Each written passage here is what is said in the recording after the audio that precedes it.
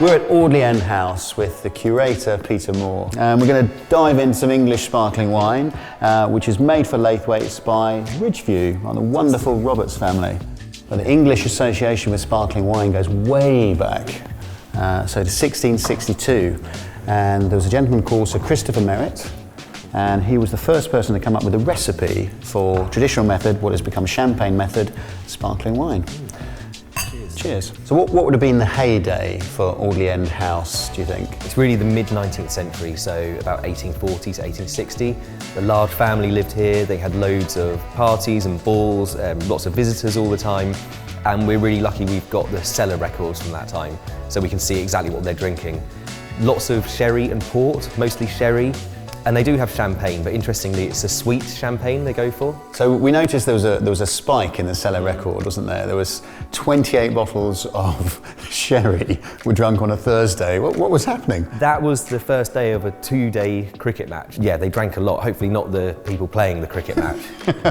Rosé time, Peter, which of course has been a very popular summer drink here in the UK. But these days we're drinking it more and more all year round, and you'll see this lovely rosé is a very, very pale rosé, just the slightest little blush. Same grape varieties and the same aging process, but you'll be bowled over, I hope, by the slight difference in the flavours and aromas. It's incredibly pale, isn't it? Seems fresher, more vibrant, and there's a slight sort of a savoury note to go with a nice red fruit character in the wine.